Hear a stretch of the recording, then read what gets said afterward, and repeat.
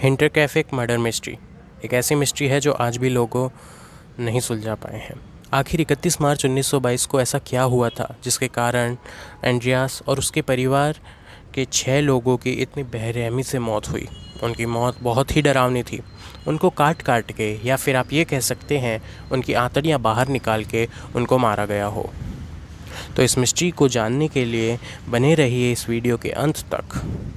So hello and welcome guys, welcome to our YouTube channel. उम्मीद करता हूँ आप सभी स्वस्थ और मस्त होंगे। आज हम हिंटर कैफ़े मर्डर मिस्ट्री के बारे में बात करेंगे। इसमें 6 लोगों का मर्डर हुआ था। 6 लोगों का मर्डर हुआ जिनके नाम थे एंड्रियास और उसकी वाइफ कैज़िलिया, और इन दोनों की एक बेटी थी विक्टोरिया, और विक्टोरिया के भी 2 बच्चे थे जिनका नाम था कैज़िलिया, और उनका एक बेटा था जिसका नाम था जोसेफ। जोसेफ की उम्र महज 2 साल थी और कैज़िलिया की उम्र महज 7 साल थी।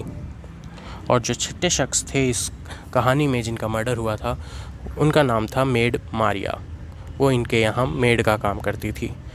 ये फैमिली जंगल के आसपास के ही इलाके में रहती थी और इस फैमिली के ज़्यादा फ्रेंड्स या रिलेटिव्स नहीं थे। एंड्रियास और उनकी फैमिली का बर्ताव कुछ अलग ही हुआ करता था, जैसे कि वो ज़्यादा सोशल इवेंट्स अटेंड नहीं करते थे, ज़्यादा किसी से बातचीत नहीं करते थे, या उनके कोई ज़्यादा दोस्त नहीं थे। इवन उनके पड़ोसियों के साथ भी उनकी इतनी बनती नहीं थी। फिर भी पड़ोसियों से वो थोड़ी बहुत बातचीत कर ही लेते थे। एंड्रियास का बर्ताव अपनी बीवी की तरफ कुछ ज़्यादा अच्छा नहीं था। एंड्रियास अपनी बीवी को बहुत मारा और पीटा करता था, और उसकी खुद ही की बेटी विक्टोरिया के साथ अवैध संबंध थे। कहा जाता है विक्टोरिया का बेटा जोसेफ एंड्रियास का ही बच्चा था। एंड्रियास मानसिक तौर पे स्वस्थ नहीं था, और विक्टोरिया के भी अकेलेपन को देखकर दोनों ने एक दूसरे के साथ संबंध बनाए। मर्डर का दिन 31 मार्च 1922 था। कोई नहीं जानता था इस दिन एंड्रियास की फैमिली के साथ क्या होने वाला है, और उसी दिन उनकी नई मेड मारिया ने भी उन्हें ज्वाइन किया था।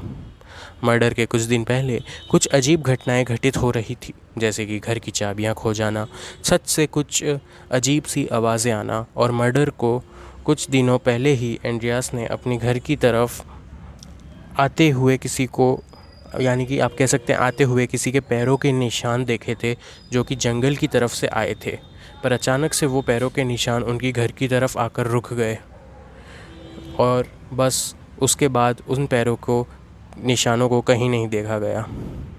मर्डर के कुछ ही महीनों पहले उनकी पुरानी मेड ने एंड्रियास की फैमिली का साथ छोड़ दिया था, क्योंकि उसका ये मानना था कि इस घर में किसी का काला साया है।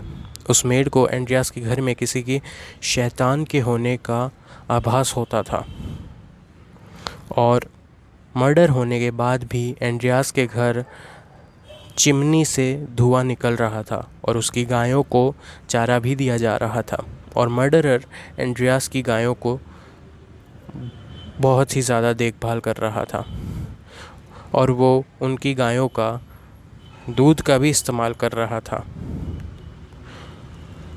ये सब देखने के बाद सब शॉक थे।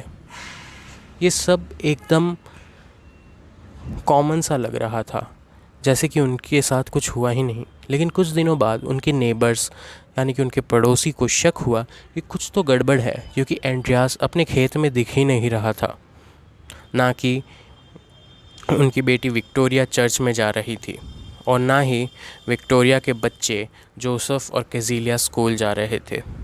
तो उनके हालचाल पूछने के लिए जब उनके नेबर्स उनकी घर की तरफ पहुँचे तो उनके होश उड़ गए, क्योंकि वहाँ पे सबकी लाशें बिखरी हुई पड़ी थी, और मर्डरर ने इतनी बेरहमी से उनका मर्डर किया था कि कोई आम इंसान देख भी नहीं सकता। पोस्टमार्टम रिपोर्ट में ये पता चला कि विक्टोरिया की बेटी कैज़िलिया ने मरने से पहले उसने कुछ ऐसा भयानक सा देखा था कि इतनी डर गई थी वो, उसने अपने ही बाल नोच लिए और अपना मानसिक संतुलन खो दिया। इस मर्डर के पीछे काफ़ी कहानियाँ बनाई, जैसे कि कोई कहता था कि इसके घर के ऊपर किसी शैतान का साया है, तो कोई कहता था कि इस सोसाइटी में कुछ लोगों को एंड्रियास और उसकी बेटी का ये रिश्ता मंजूर नहीं था, तो कुछ लोगों ने मिलकर एंड्रियास के पूरी परिवार को ख़त्म कर दिया। आपका क्या है कहना, हमें कमेंट सेक्शन में ज़रूर बताएं, और अगली वीडियो आप कौन सी देखना पसंद करेंगे वो भी बताएं, और इस वीडियो को ज़्यादा से ज़्यादा शेयर करें, लाइक करें, और हमारे चैनल को सब्सक्राइब करना ना भूलें। धन्यवाद। Okay, bye.